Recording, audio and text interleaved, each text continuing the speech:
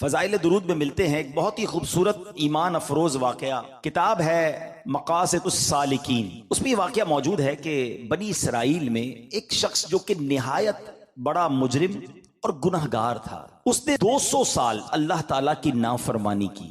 जब वो मर गया तो जो उसके शहर के लोग थे उन्होंने उसे घसीट कर कूड़े करकट की जगह पर डाल दिया, यानी उसकी तदफीन नहीं की, उसको कफन नहीं पहनाया।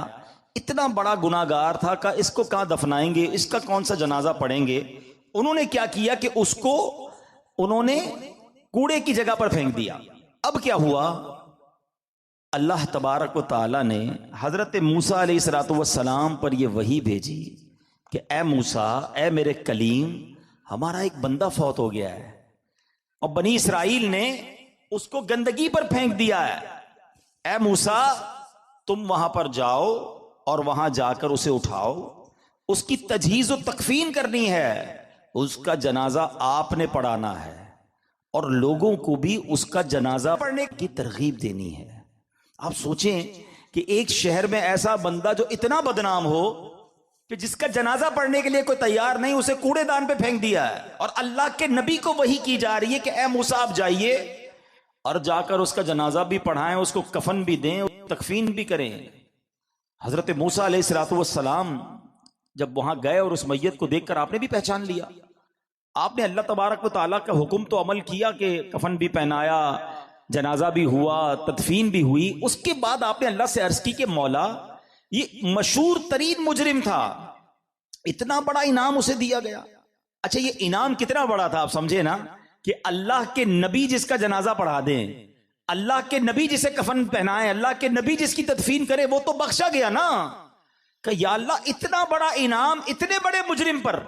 अल्लाह की तरफ से हुक्म हुआ, बेशक ये बड़ी सजा और अजाब का मुस्तहिक था, गुनाहगार भी बड़ा था, लेकिन एक बार इसने तौरात शरीफ खोली थी और उसने मेरे हबीब जनाब मोहम्मद मुस्तफ़ा सल्लल्लाहु तआला अलैहि वसल्लम का नाम पाक लिखा हुआ देखा। इस बंदे ने मोहब्बत से उसको बोसा दिया और दुरूद पाक पढ़ा। ए मूसा, उस नाम पाक की ताजीम करने की वजह से मैंने उसके सारे गुनाह मुआफ कर दिए। अल्लाह अकबर है, ये है मेरे आका की शान, ये है नबी पाक अलैहिस्सलातु वस्सलाम से मोहब्बत का इनाम, ये है सरवरे कायनात अलैहिस्सलातु वस्सलाम और अल्लाह वालों का अदब करने वाले का मकाम कि उसने उसे चूमा, आंखों से लगाया, दुरूद पढ़ा, अल्लाह ने उसके 200 साल के गुनाह मुआफ कर दिए। सुभान अल्लाह। तो वो मुसलमान कितना खुश नसीब है जो नमाजों के बाद नबी पाक पर दुरूद पढ़े, जो जुमे के बाद सलातो सलाम पढ़े, जो या रसूल अल्लाह कहकर अपने आका को याद करे और कसरत से दुरूद पाक पढ़े, उसका इंशाअल्लाह वारे न्यारे हो जाएंगे। मैं भी नीयत करूं और आप भी नीयत करें कि अब इंशाअल्लाह जिंदगी में कसरत के साथ दुरूद पाक पढ़ेंगे। एक और बात भी सीखने को मिली इस रिवायत से कि बाअदब बा नसीब। हाँ, अदब जो है ना, ये बड़ा बड़ा मकाम दिला देता है। बाअदब बा नसीब और बेअदब बद नसीब। अल्लाह मुझे और आपको बेअदबी से महफूज फरमाए, सारी जिंदगी हम सबको अदब करने की तौफीक अता फरमाए। और इसके लिए हमें एक और काम करना होगा, हमें अदब वालों के साथ रहना होगा। अदब जो है ना, वो अदब वालों के जरिए मिलता है। आप बेअदब के साथ रहकर बाअदब नहीं बन सकते, आप बेहया के साथ बैठकर बाहया नहीं बन सकते। बंदा कहे रहूं बेशर्मों के साथ, खुद शर्म वाला हो जाऊं, ऐसा नहीं होगा। आपको सोहबत असर लाएगी। कहते ना, आशिक बनना है तो आशिक की सोहबत अपनाना है। अगर नबी पाक का इश्क दिल में बिठाना है तो सोहबत भी आशिक रसूल वाली होनी चाहिए। तो अल्लाह करीम हमें बाअदब लोगों से ताल्लुक रखने की तौफीक अता फरमाए। तो बहरहाल क्या बात है दुरूद पाक की। एक बार फिर मोहब्बत के साथ बाआवाज़ बुलंद दुरूद पाक पढ़ लीजिए। सल्लु अलल हबीब सल्लल्लाहु तआला अला मुहम्मद सल्लल्लाहु अलैहि वसल्लम। हिकायतुस सालिहीन नामी किताब है और इसमें एक बड़ा ही ईमान अफरोज वाकया मौजूद है जो आज मेरे बयान का मौजू भी है। जरा तवज्जो से आप सब ने बयान को सुनना है। हजरत जुन्नून मिस्री रहमतुल्लाहि तआला अलैह एक रोज नील के साहिल की तरफ तशरीफ ले गए। उस वक्त आप बड़ी गहरी सोच में मगन थे। अचानक आपने एक बहुत बड़े बिच्छू को देखा कि तेजी से वो साहिल की तरफ जा रहा है। आप उसकी तरफ मुतवज्जे हुए कि इतना बड़ा बिच्छू और ये पानी की तरफ क्यों जा रहा है, आप भी पीछे पीछे गए तो आपने देखा कि दरिया में से एक मेंढक निकला और वो बिच्छू उस मेंढक पे सवार हो गया और मेंढक तैरने लग गया। आप हैरान हो गए कि ये तो कोई राज की बात लगती है, बिच्छू और मेंढक की दोस्ती तो नहीं होती, ये तो ऐसा लगता है कि इसके लिए सवारी का इंतजाम किया गया है और ये दरिया पार कराने का निजाम बनाया गया है। आपको बड़ा तजस्सुस हुआ, आप भी दरिया पार करके दूसरी तरफ पहुंच गए। मेंढक ने क्या किया, उस बिच्छू को अगले किनारे पर उतार दिया। अब बिच्छू फिर चलने लगा, आप पीछे जाने लगे। हजरत ज़ुन्नून मिस्री रहमतुल्लाह तआला देखते हैं कि थोड़ा आगे गए तो एक शख्स जमीन पर मदहोश पड़ा हुआ है, बेहोश। उसके सीने पर एक बहुत बड़ा अजदहा, बहुत बड़ा सांप उसे डसने के लिए तैयार है। उस बंदे को पता ही नहीं वो बेहोश पड़ा हुआ है, मगर उस बिच्छू ने राइट टाइम अचानक वहां पहुंचकर उस सांप को डंक मारा और उस बंदे की हिफाजत का इंतजाम किया। वो सांप वहीं पर मर गया और बिच्छू वापस चला गया। हजरत ज़ुन्नून मिस्री हैरान के मालिक, ये तेरे अजब राज हैं, इस बेहोश बंदे को तो पता ही नहीं है कि उसकी हिफाजत के लिए तूने इंतजाम क्या किया है। लेकिन हजरत ज़ुन्नून मिस्री रहमतुल्लाह तआला अलैह सब कहते हैं कि मैं समझ गया कि ये बंदा है बहुत बड़ी चीज, अल्लाह का बड़ा नेक बंदा है कि इसकी हिफाजत के लिए रब ने दूसरे इलाके से बिच्छू भेजा जिसने सांप को डसने से रोक लिया, हालांकि बंदा बेहोश पड़ा था। तो आपने सोचा कि मैं इस बंदे के पैर ही चूम लेता हूं, इतना बड़ा अल्लाह का वली है, बेहोश है। वो जैसे ही करीब हुए ना तो आपको उस बंदे के मुंह से शराब की बदबू आई। आप हैरान हो गए कि शराबी, गुनाहगार, और उसकी हिफाजत का ऐसा इंतजाम। अल्लाह अकबर। अभी आप परेशान ही थे कि आपको गैब से आवाज आई, ए ज़ुन्नून हैरान क्यों होता है, ये भी हमारा ही बंदा है? अगर अल्लाह सिर्फ नेकों की हिफाजत फरमाएगा, अगर नेकूकारों की ही रब हिफाजत फरमाएगा, तो ए ज़ुन्नून गुनाहगारों की हिफाजत कौन करेगा? आए हाय। हजरत ज़ुन्नून ने जब ये सुना तो आप वजद में आ गए, आपकी कैफियत ही बदल गई। अल्लाह अकबर। जब सूरज गुरूब होने लगा, साहिल पर ठंडी ठंडी हवा चलने लगी, तो अब उस नौजवान के जिस्म में कुछ हरकत पैदा हुई। थोड़ी देर बाद वो होश में आया। हजरत ज़ुन्नून उसके करीब ही बैठे थे, आपको देखकर शर्मिंदा हुआ, शर्मिंदगी से कहता, हुजूर आप इधर कैसे? आप अल्लाह के वली थे, बड़े मशहूर शख्सियत थे, वो बंदा आपको पहचान गया। तो आपने फरमाया पहले ये बताओ कि तुम कौन हो, मेरे बारे में छोड़ो। उसने कहा हजरत आप तो देख ही रहे हैं, मैं शराबी आदमी हूं। आपने फरमाया जरा बाईं तरफ देखो, अपनी जरा करीब देखो। उस बंदे ने देखा तो मरा हुआ बहुत बड़ा सांप पड़ा हुआ, तो घबरा गया। हजरत ज़ुन्नून मिस्री ने अब उसको सारा वाकया सुनाया कि मैं तो कहीं और था, मैंने एक मंजर देखा, बिच्छू और मेंढक के पीछे इधर आया, अल्लाह ने तेरी हिफाजत का कैसा इंतजाम किया, तू रब की नाफरमानी करता है और वो मालिक तेरी हिफाजत फरमा रहा है। अल्लाह अकबर। जब उस शराबी ने ये वाकया सुना, वो ज़ारो कितार रोने लगा और उसके बाद उसने जो है ये उसने बड़ा कमाल का जुमला कहा, अगर वो जात गुनाहगारों को ऐसा नवाजती है तो फिर नेकों को कैसा नवाजती होगी। जब अपने नाफरमानों को वो ऐसा नवाजता है तो अपने फरमाबरदारों को कैसा नवाजता होगा। ये कहकर वो शख्स ने सारे गुनाहों से तौबा की, अब मुजाहिदात करने लगा, अब इबादतें करने लगा। एक वक्त ऐसा आया कि उस बंदे का शुमार अल्लाह के मकबूल बंदों में होने लग गया, वो भी अल्लाह का वली बन गया। मेरे प्यारे इस्लामी भाइयों, मदनी चैनल के नाजरीन, ये वाकया हम सब के लिए बहुत बड़ा पैगाम है। हम अल्लाह की नाफरमानी करते हैं और रोजाना ही करते हैं, मगर वो रब हमसे नेमतों को रोकता नहीं है, वो हमसे अपनी नेमतों को नहीं रोक रहा, हमारा रिस्क बंद नहीं हो जाता। दुनिया का क्या दस्तूर है, यहाँ कारोबारी लोग भी बैठे हैं, हमारे पास कोई बंदा नौकरी करे, ठीक है, हम उसको कहें बेटा आपका काम यह है कि रोजाना जाना है, अपने मार्केट से वसूली करनी है, और ये मोटरसाइकिल मैं आपको देता हूं क्योंकि आपको रोज जाना है, सफर के लिए आपको मोटरसाइकिल देता हूं। बड़ा मैनेजर बन जाता है, लोग गाड़ी देते हैं, ठीक है। अच्छा, अब वो सेठ जो है वो देखे कि ये जाता ही कहीं नहीं है, सारा दिन इधर ही बैठा रहता है, एक दिन, 2 दिन, 15 दिन, 1 महीना, फिर वो क्या कहेगा, भाई या तो वसूली करने जाओ या वरना मेरी मोटरसाइकिल वापस करो। फायदा क्या तुम्हें मोटरसाइकिल देने का? जो फैसिलिटी देता है कोई हमें, किसी काम के लिए देता है ना।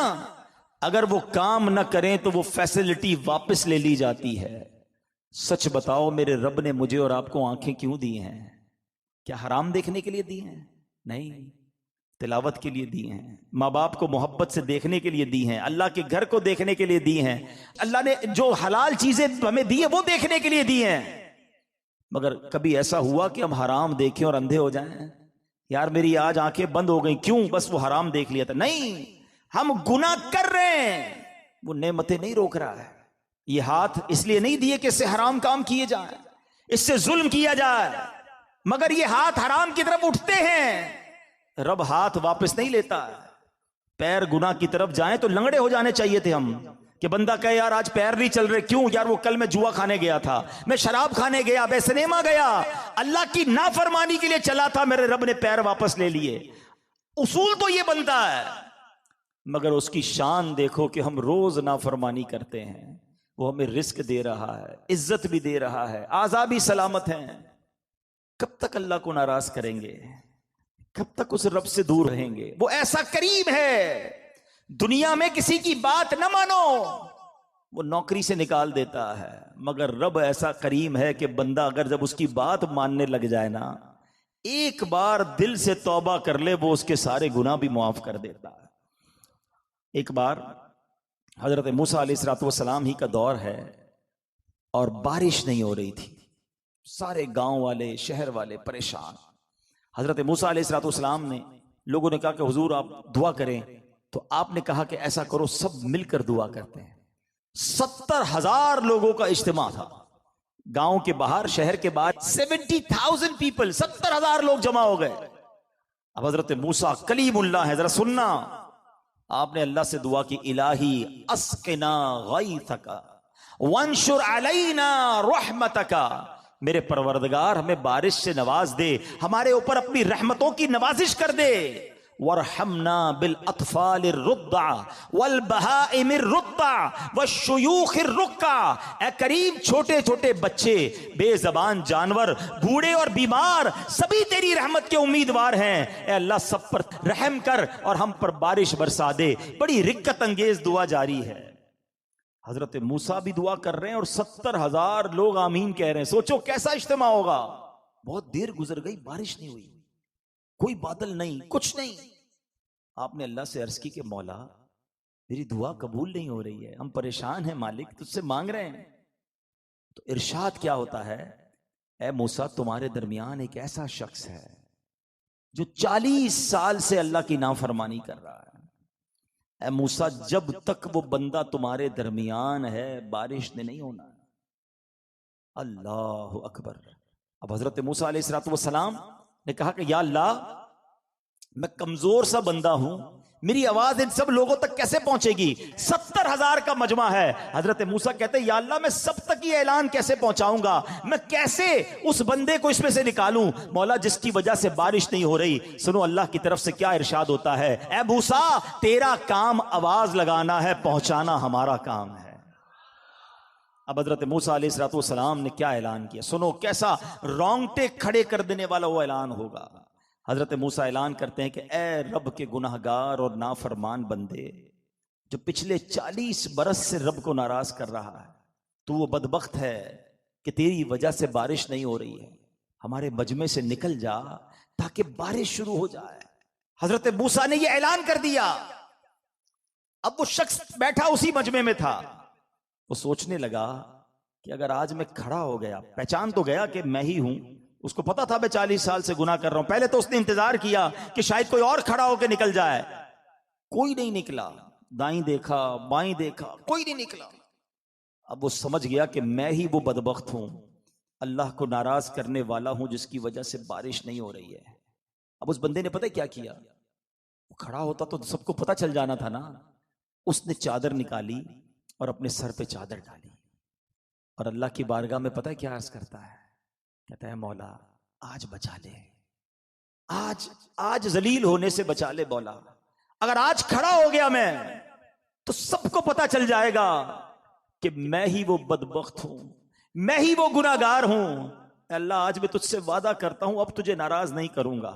पूरे शहर वालों को पता चल जाएगा कि मैं ही वो बदबख्त हूं जो 40 साल से तेरी नाफरमानी कर रहा हूं।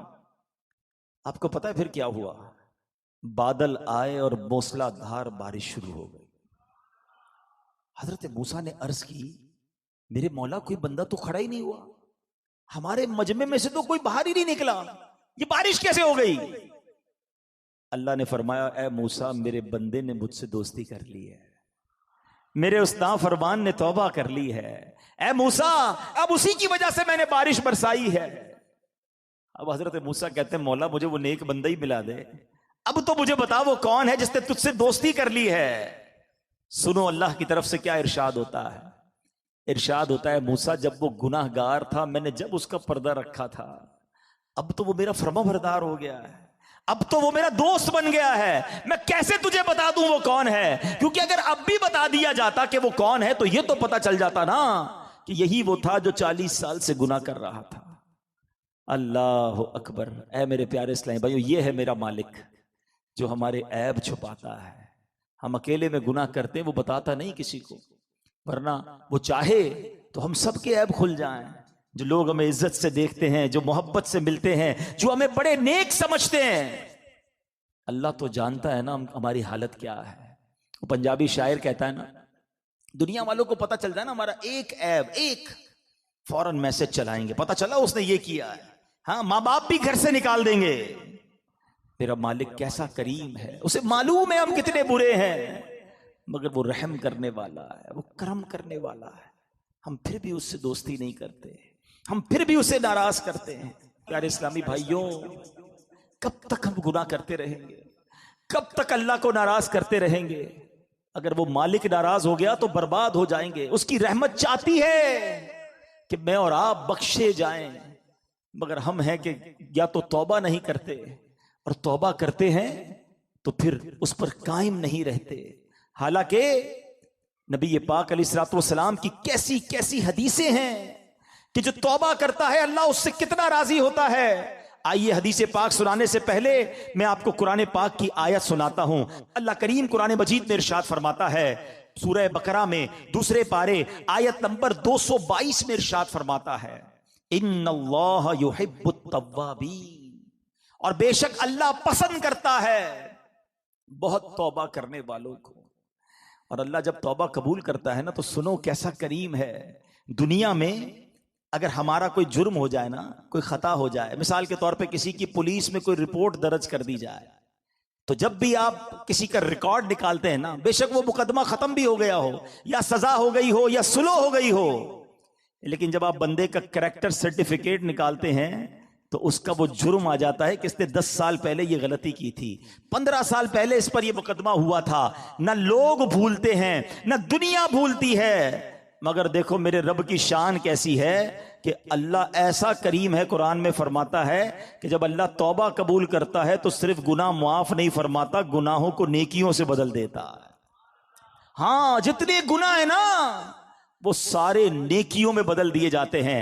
अल्लाह करीम कुरान मजीद में इरशाद फरमाता है, मगर जो तौबा करे और ईमान लाए और अच्छा काम करे तो ऐसों की बुराइयों को अल्लाह भलाइयों से बदल देगा, और अल्लाह बख्शने वाला मेहरबान है। अरे मेरे रब की रहमत तो देखो कि जब बंदा सच्चे दिल से तौबा करता है उसकी अताएं कैसी हैं। सुभान अल्लाह, सुभान अल्लाह। अल्लाह के हबीब सल्लल्लाहु ताला अलैहि वसल्लम की मैं आपको हदीस सुनाता हूं कि रब्बे करीम किस तरह तौबा करने वालों पर मेहरबानी फरमाता है।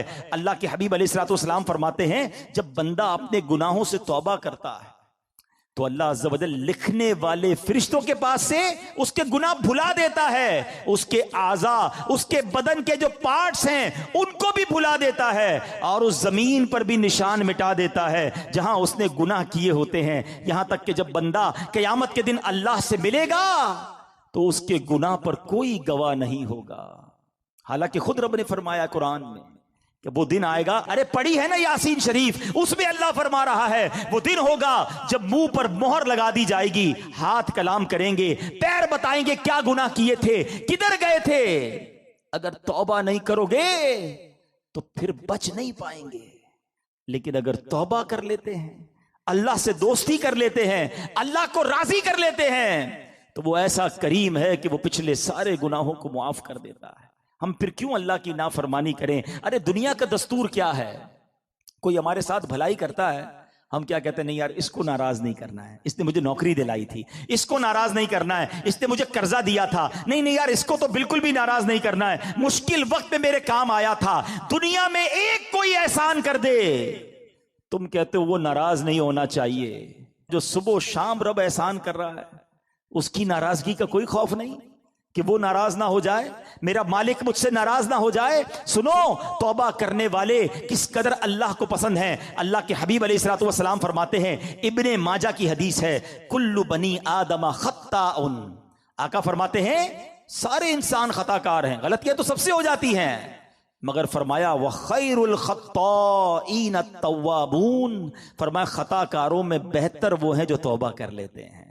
गलती होती है तो माफी मांग लेते हैं, सर को झुका लेते हैं, अल्लाह से अर्ज करते मौला आइंदा नहीं करूंगा, और उसकी बारगाह में नदामत का इजहार करते हैं। एक और जगह मेरे आका अलैहिस्सलाम फरमाते हैं, तुम सब में बेहतरीन वो हैं जो फितनों में मुब्तला हो और तौबा करता हो, यानी अगर गुनाह हो जाए फौरन माफी मांग ले। अच्छा, हमारे कुछ लोगों का तौबा का स्टाइल भी बड़ा अजीब है, तौबा तौबा अस्तगफिरुल्लाह, गालों पे चपत लगा ली मगर कोई शर्मिंदगी नहीं है। अरे ऐसी तौबा तो खुद तौबा की मोहताज है। तौबा दिल से होती है, तौबा शर्म के साथ होती है, तौबा नदामत के साथ होती है, और जब नदामत के साथ बस एक लम्हे की तौबा होना, अल्लाह पिछले सारे गुनाह मुआफ कर देता है। अभी तो सुना आपने उसने क्या किया था, उस 40 साल के गुनाहगार बंदे ने क्या किया था, सर चादर में डाल के सर झुकाकर अल्लाह को कहा ही था ना कि अल्लाह बस माफ कर दे, आज बचा ले। अल्लाह करीम ने उसके सबब बारिश बरसा दी। वो दिल का कनेक्शन रिक्वायर्ड है, वो दिल से मोहब्बत अल्लाह से दरकार है, फिर अल्लाह पिछले सारे गुनाह मुआफ कर देगा। और मैंने तो आपको कुरान की आयत सुनाई है कि सिर्फ मुआफ नहीं फरमाएगा, वो तुम्हारे गुनाहों को भी नेकियों से बदल देगा। अब हम तौबा में क्यों ताखीर करें, क्यों उससे दोस्ती ना कर लें। ऐ मेरे प्यारे इस्लामी भाइयों, तौबा की तो क्या शान है। आओ मैं अल्लाह की रहमत का एक और वाकया सुनाता हूं। मकाशिफतुल कुलूब में इमाम गजाली अलैहि रहमतुल्लाहिल वाली ने यह वाकया लिखा। बनी इसराइल में एक नौजवान था, 20 साल तक तो उसने अल्लाह की खूब इबादत की, फिर अगले 20 साल उसने अल्लाह की बहुत नाफरमानी की। फिर आईना देखा तो दाढ़ी के बाल सफेद हो गए थे। फिर वो गमजदा हो गया और कहने लगा, ए मेरे खुदा, मैंने 20 साल तक तेरी इबादत की, 20 साल तक मैंने तेरी नाफरमानी की, अब मैं तेरी तरफ आऊंगा तो मेरी तौबा कबूल हो जाएगी, या अल्लाह तो मुझे माफ कर देगा।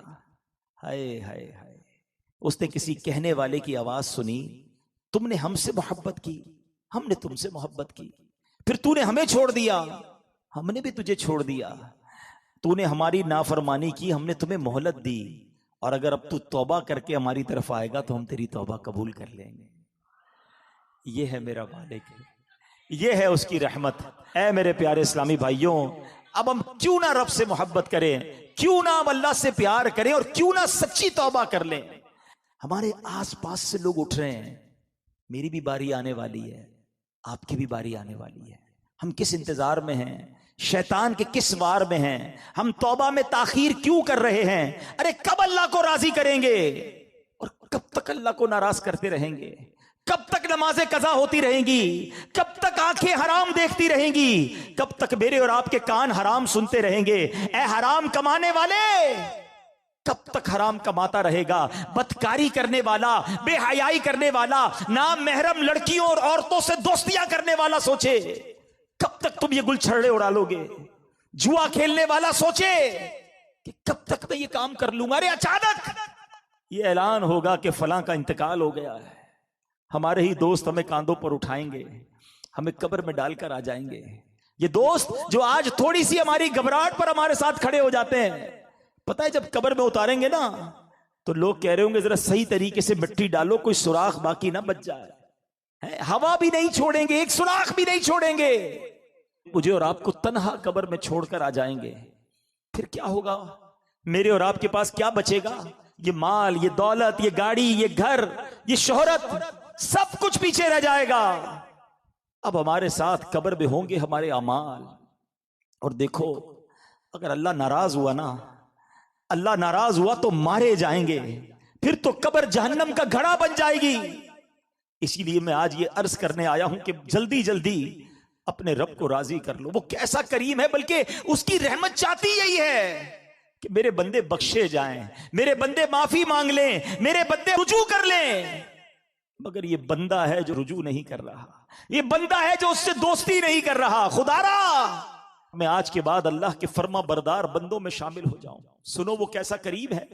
हजरत सैयदना अबू हुरैरा रदियल्लाहु तआला अन्हु से बरवी है, रसूलुल्लाह सल्लल्लाहु तआला अलैहि वसल्लम का फरमाने आली शान है कि जब कोई बंदा गुनाह कर लेता है और फिर कहता है कि ऐ मौला मैंने गुनाह कर लिया, मुझे माफ कर दे, तो अल्लाह फरमाता है मेरा बंदा जानता है कि कोई उसका रब है जो गुनाह मुआफ भी करता है और उस पर पकड़ भी लेता है।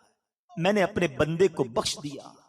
फिर जितना रब चाहता है बंदा ठहरा रहता है, उसके बाद फिर कोई गुनाह कर लेता है, फिर अर्ज करता है इलाही मैंने फिर गुनाह कर लिया है, फिर मुझे माफ कर दे। तो रब्बे करीम फरमाता है मेरा बंदा जानता है कि कोई उसका रब है जो गुनाह करने पर पकड़ भी लेता है और माफ भी फरमा देता है।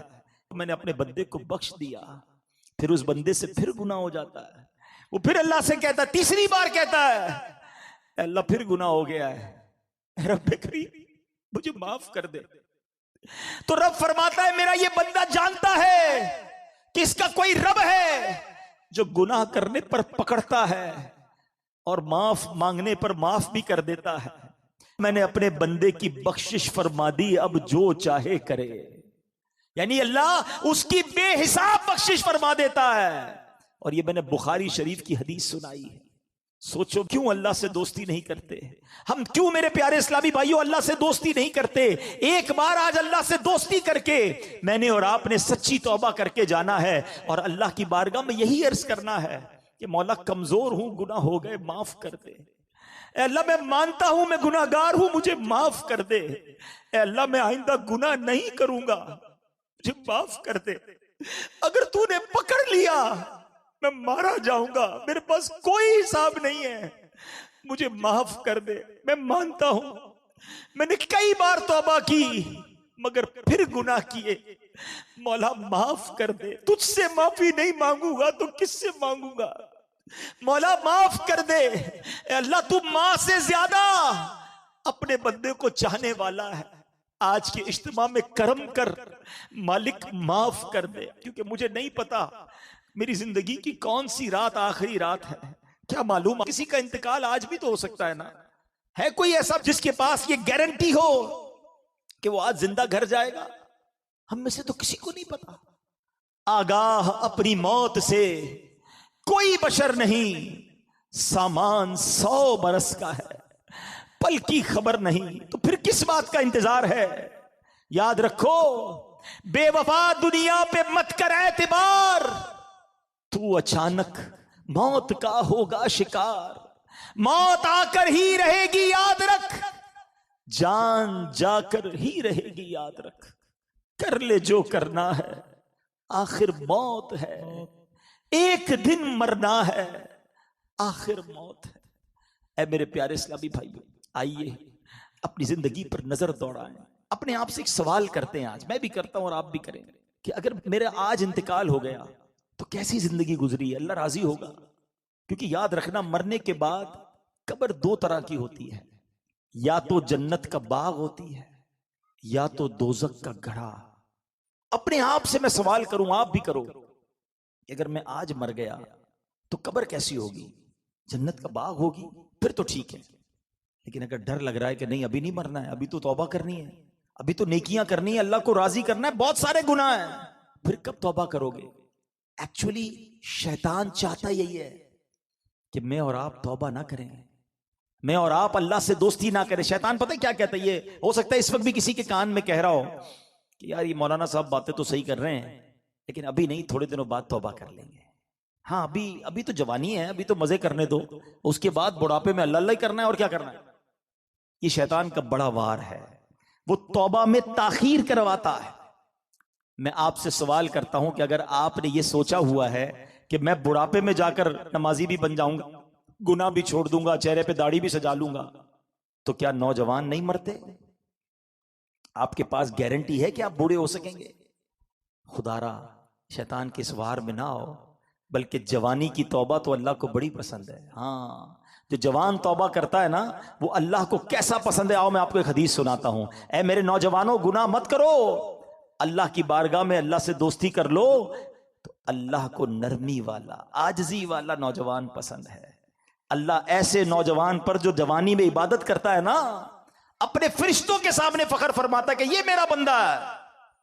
अब अपने आप से सवाल करो कि हम अल्लाह के कैसे बंदे हैं। अच्छा, तौबा में ताखीर की एक और वजह, शैतान कहता है यार अगर मैंने ये सारे गुनाह छोड़ दिए तो फिर जिंदगी का मजा ही खत्म हो जाएगा।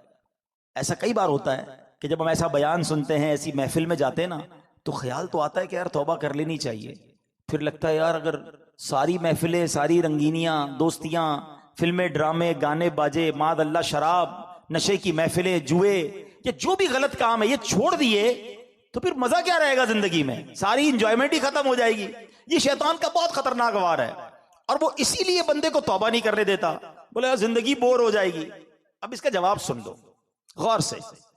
इसकी मिसाल इस तरह दी, किताबों में उलमा ने लिखी कि दो दोस्त हैं। एक दोस्त जो है वो सिर्फ सब्जी खाता था, दाल सब्जी, हमेशा कहता नहीं यार मैं और कुछ नहीं खाता। अब उसके दोस्त कहते कभी तो गोश्त खा ले, ये भी अल्लाह की नेमत है, कभी चिकन भी खा ले। उसने कहा नहीं मैं सब्जी खाता हूं।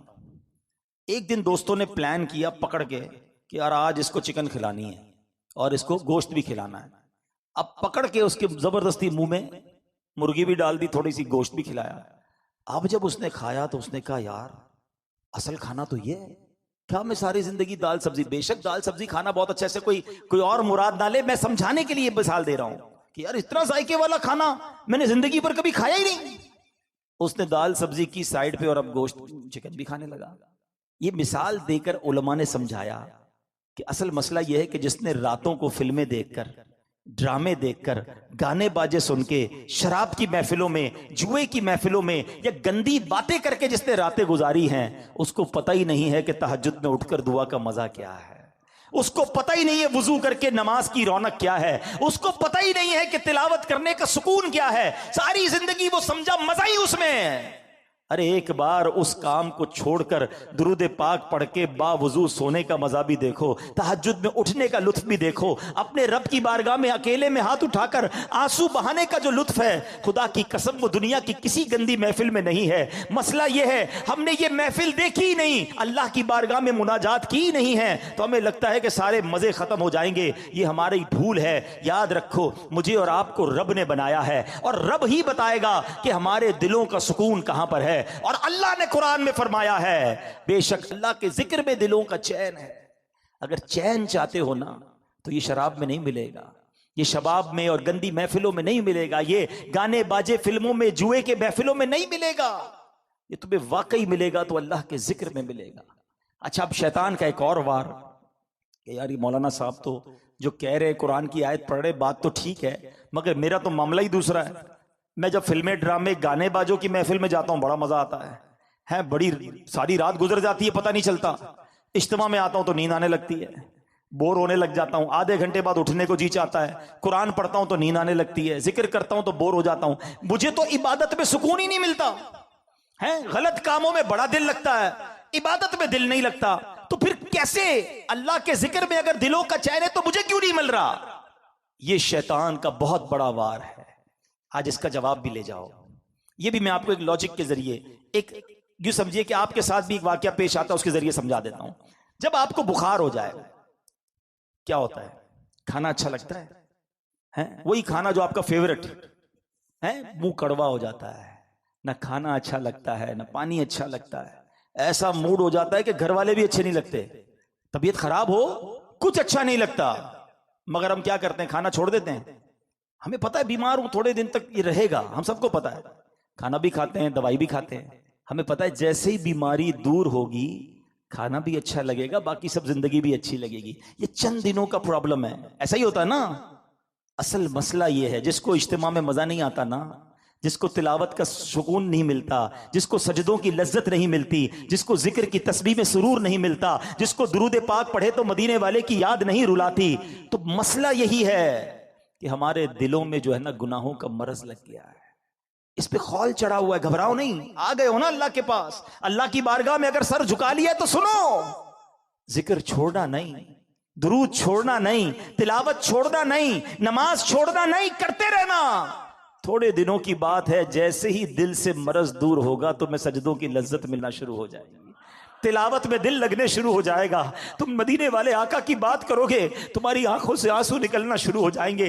अल्लाह की कसम, तुम्हें महफिल में आका के जिक्र में ऐसा सुरूर आएगा जो दुनिया के किसी काम में नहीं आएगा, क्योंकि अभी दिल में बरज है, अभी मजा नहीं आ रहा, अभी सुकून नहीं मिल रहा। देखो दूर मत चले जाना, देखो भाग मत जाना, मस्जिद को ठिकाना बना लो, नमाज को अपना तरीका बना लो, अल्लाह की बारगाह में सर झुकाए रखना और अल्लाह से ही कहना कि मालिक जिक्र तेरा करता हूं, सुकून नहीं मिल रहा, नमाज पढ़ रहा हूं, सुरूर नहीं आ रहा। खुदा की कसम, जिस दिन ये दिल से मरज दूर हुआ, तुम्हें वो लुत्फ जिंदगी का मिलना शुरू हो जाएगा जो इससे पहले नहीं मिला होगा। तो ऐ मेरे प्यारे इस्लामी भाइयों, ये शैतान के वारों में ना आओ। ये मरदूद हमें कभी भी तौबा नहीं करने देगा, ये लंबी उम्मीदें दिलवाएगा, ये हमें मौत तक ले जाएगा, और उसको हमें मौत भी ऐसे आ सकती है कि हम बगैर तौबा के चले जाएं। एक आखिरी वाकया सुनाकर फिर अपने बयान को इख्तिताम की तरफ लाता हूं कि एक बार, कितना मरदूद है शैतान।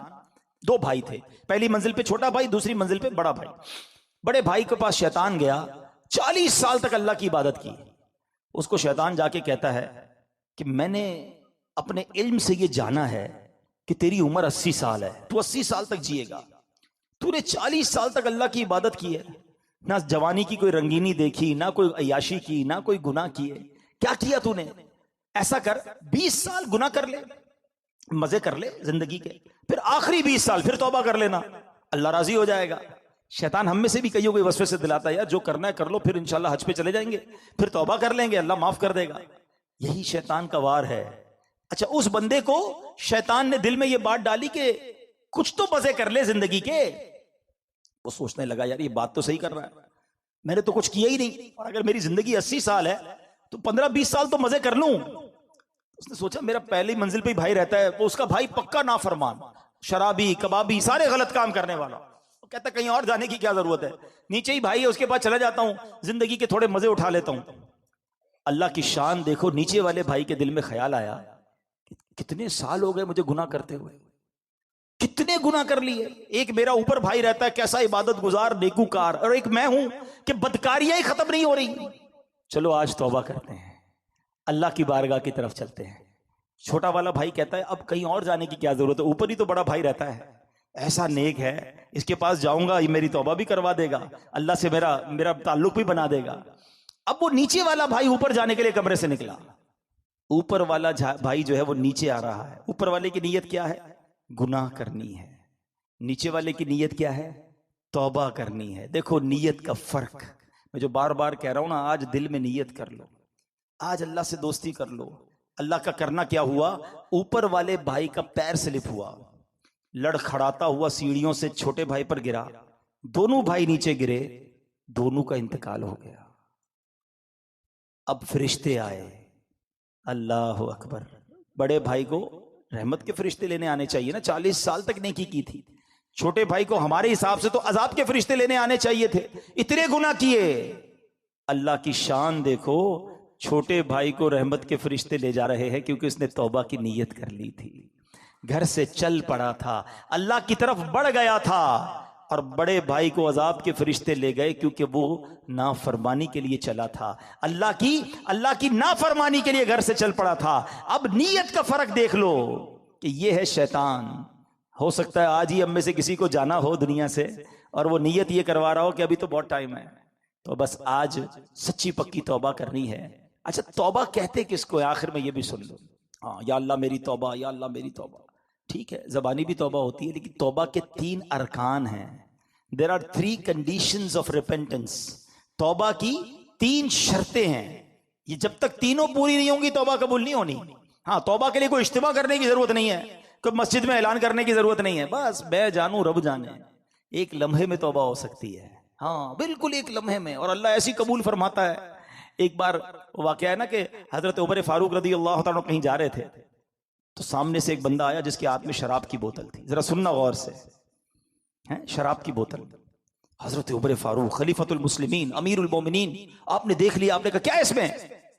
बंदा घबरा गया कि अगर हजरत अमीरुल मोमिनीन को पता चल गया कि मैं शराब लेके जा रहा हूं तो मारा जाऊंगा। डरते डरते कहता हुजूर इसमें तो सिरका है। हजरत उमर ने कहा मुझे दिखाओ। अब जरा तसव्वुर करना, शराबी जो बोतल शराब के लिए वे सामने खड़ा है, हजरत उमर इधर खड़े, कितनी देर लगी होगी आपस की गुफ्तगू में, ये चंद सेकंड की बात है ना। अब वो बंदा पता क्या कहता है, अल्लाह से कहता है या अल्लाह आज बचा ले, उमर से आज बचा ले, जलील होने से बचा ले, या अल्लाह बस आइंदा आइंदा कभी शराब नहीं पीऊंगा, बस मालिक बचा ले। दिल ही दिल में कह रहा है। और कितनी देर कहा होगा, 2 सेकंड 4 सेकंड। और अब डरते डरते जब वो बोतल हजरत उमर के हाथ में दी ना, तो वो शराब की बजाय सिरका बन चुकी थी। ये है तौबा। इतनी देर चाहिए, बस इतना, बस वो कनेक्शन चाहिए, वो रिक्कत कल्बी चाहिए, वो शर्मिंदगी चाहिए, है। तो तौबा के जो तीन वो है ना, क्या नाम है, शराइत, आज पहले वो सुन लो कि तौबा करने से पहले हमें इन तीनों बातों का पता होना चाहिए। तो आज हमने तौबा करनी है, मगर इन शराइत के साथ कर। नंबर 1, माजी पर निदामत, जो किया है ना उस पर शर्मसार हो, शर्मिंदा हो, गिल्टी फील करे। नंबर 2, जिस हाल में तौबा कर रहा है गुनाह छोड़ दे। ऐसा नहीं कि सुबह फजर पढ़ने का इरादा बिल्कुल नहीं है, रात इशा अभी तक पढ़ी नहीं और रात में पढ़ने का भी इरादा नहीं है, और कह रहा है या अल्लाह नमाज जो नहीं पढ़ी माफ कर दे, आइंदा पढ़ूंगा नहीं। तौबा भी करे, इस वक्त वो गुनाह छोड़ दे, तो फिर वो तौबा होती है। और तीसरी, आइंदा ना करने का पुख्ता इरादा। फिर अलग बात है कि फिर बंदा गुनाह में पड़ जाए, ये बात की बात है। शैतान ये भी बोलता है कि यार तौबा करने का फायदा क्या, मैं तो फिर गुनाह कर लेता हूं। ये भी शैतान का वार है। आज तौबा कर लो, क्या पता गुनाह का मौका ही ना मिले, इससे पहले ही मौत आ जाए। हमारा काम तौबा करना है और अल्लाह से अर्ज करना है मौला इस्तिकामत दे दे। तो ऐ मेरे प्यारे इस्लामी भाइयों, आओ आज अपने रब के हुजूर सच्ची पक्की हमने तौबा करनी है। और यही दावत इस्लामी का प्यारा माहौल हमें सिखाता है। हम अल्लाह के करीब हो जाएं, अल्लाह के नेक बंदे बन जाएं, गुनाहों वाली जिंदगी को छोड़ दें। अच्छा, गुनाह वाली जिंदगी छोड़ने है ना, तो वो कैसे छूटेगी भाई? नीयत तो आप हो सकता है अभी दिल में कर रहे होंगे, मुझे कई आंखों में अश्क नजर आ रहे हैं, कई दिल बेकरार नजर आ रहे हैं, लेकिन पहले भी तो हुआ ऐसा, लेकिन फिर क्यों नहीं बदलते? इसका रीजन क्या है? इसका एक बड़ी वजह पता है क्या है? कि हम तौबा करते हैं मगर जाकर बैठते उन्हीं दोस्तों में जो गुनाह करते हैं। हम नमाजी बनते हैं तो हमारा मजाक उड़ाते हैं, ओ भाई खैर तो है, मौलवी हो गया, जुम्मा पढ़ता था, ठीक है, ये रोज नमाज पढ़ने का क्या जरूरत है। अब जब दोस्ती मजाक उड़ाने वाले, बंदा फिर नमाज छोड़ देता है। अगर वाकई नेक बनना चाहते हो, अगर आज ये तय कर लिया है ना कि अल्लाह से दोस्ती करनी है, अब गुनाह नहीं करने, तो फिर हमें अपनी सोहबत भी बदलनी होगी, अपनी दोस्तियां भी बदलनी होंगी। दोस्त वो होता है जिसे देखकर खुदा याद आ जाए। सवाल है मेरा आप सबसे, कोई एक दोस्त ऐसा है जिसको देखकर खुदा याद आता है? हमारे दोस्त तो ऐसे हैं जिसको देखो तो सिनेमा याद आता है, उल्टे काम याद आते हैं। ऐसे दोस्त नहीं चाहिए। दोस्त वो बनाओ जिसे देखकर खुदा याद आए।